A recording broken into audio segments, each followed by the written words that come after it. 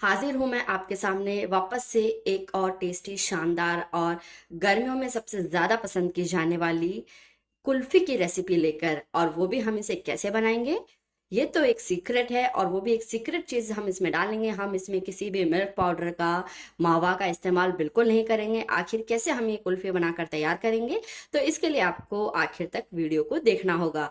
तो चलिए बिना देर के लजीज कुल्फी की इस रेसिपी को फटाफट से शुरू करते हैं। सबसे पहले हमने लिया है एक पैन में मैंने थोड़ा सा पानी डाला है ताकि जो दूध है वो तले में लगे नहीं। और अब हम इसमें डालेंगे फुल फैट क्रीम दूध। ये 3.5 कप दूध का हमें इसमें इस्तेमाल करना है।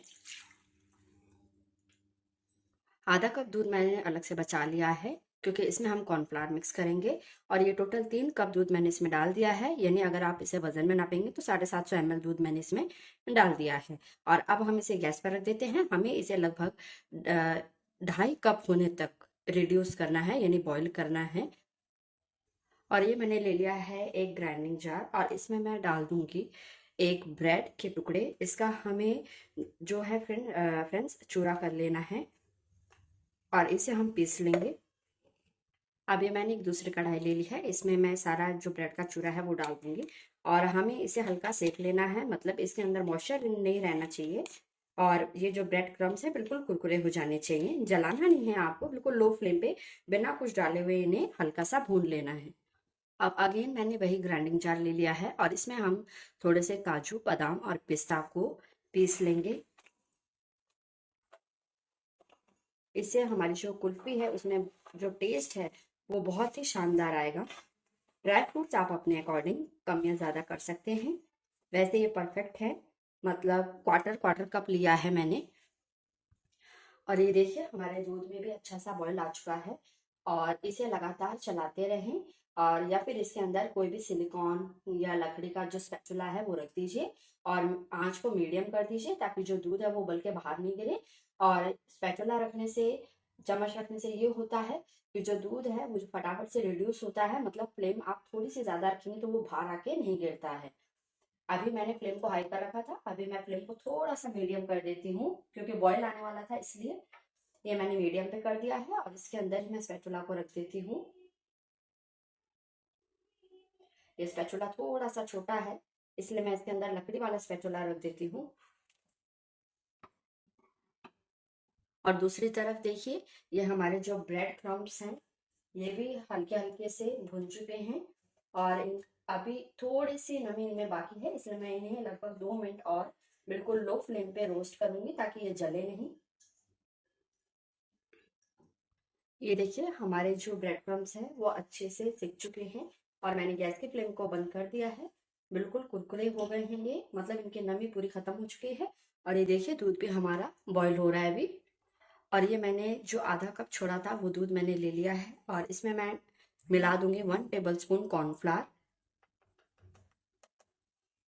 कॉर्नफ्लावर को हमेशा ठंडे दूध में ही मिक्स करना चाहिए, नहीं तो होता क्या है कि अगर आप गर्म दूध में इसे मिक्स करेंगे तो इसके लम्स बन जाएंगे जिन्हें आप फिर हटाने में बहुत मुश्किल आ जाएगी आपके।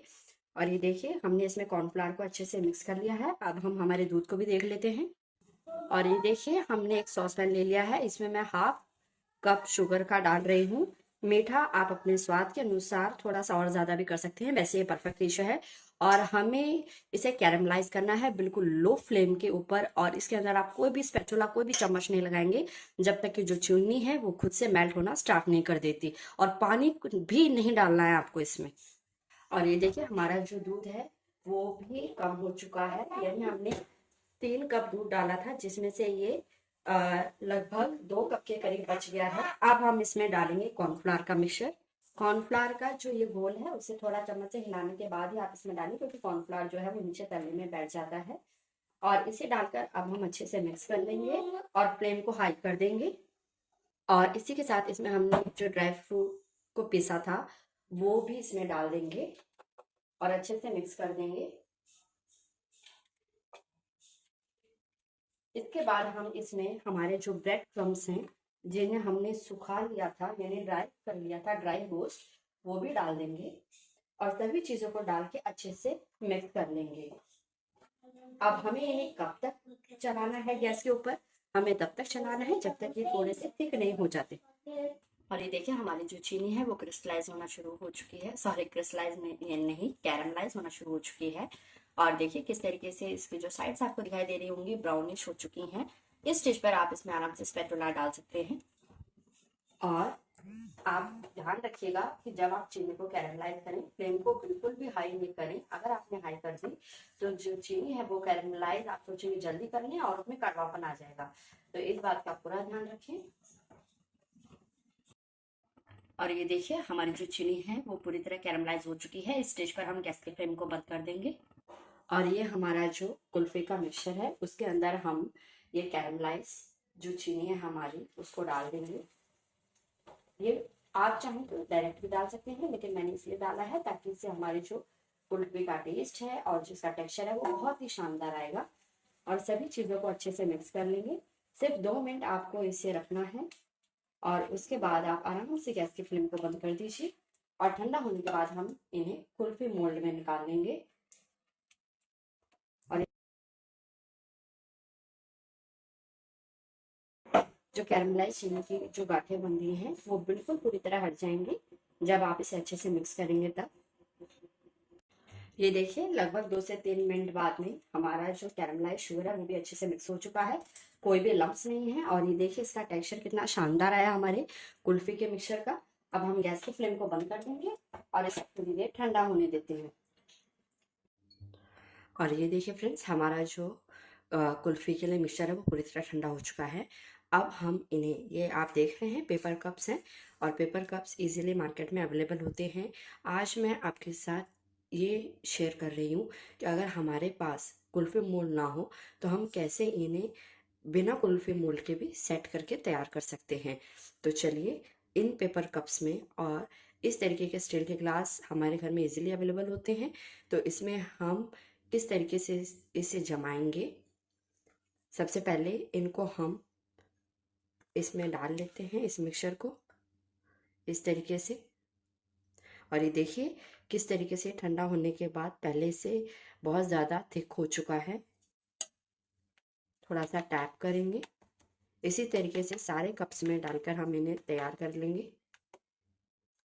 सभी कप्स और ग्लास में निकालने के बाद अब ये मैंने ले लिया एल्यूमिनियम फॉयल और इससे हम इन सबको कवर कर देंगे। सारे कप्स और गिलास मैंने तैयार कर लिए हैं और इनके अंदर मैंने आइसक्रीम की जो स्टिक आती है लकड़ी वाली वो भी डाल दी है। अब आप इन्हें लगभग 7 से 8 घंटे के लिए फ्रीजर में सेट होने के लिए रख दें या फिर होल नाइट के लिए। तो मैं इसे होल नाइट के लिए रख देती हूँ। अब हम मिलते हैं कल। तो ऑलमोस्ट 12 आवर्स के बाद हमारी जो कुल्फी है वो पूरी तरह सेट होकर तैयार है।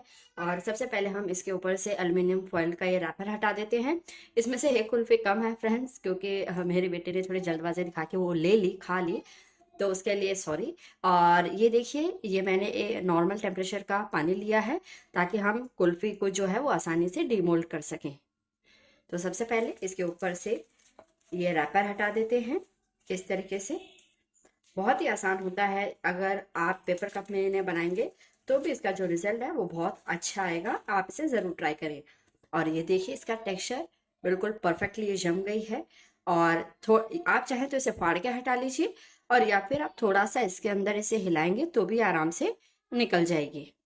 ये देखिए मैंने इसे थोड़ा सा इसके अंदर हिला लिया है और ये देखिए, देख रहे हैं आप कितनी शानदार हमारी कुल्फी सेट हो गई और कितना प्यारा इसका जो कलर है वो कैरेमल के कारण आया है। इसी तरीके से हम सारी जो कुल्फी हैं उनको डिमोल्ड कर लेंगे। और अब आती है फाइनली गिलास की बारी।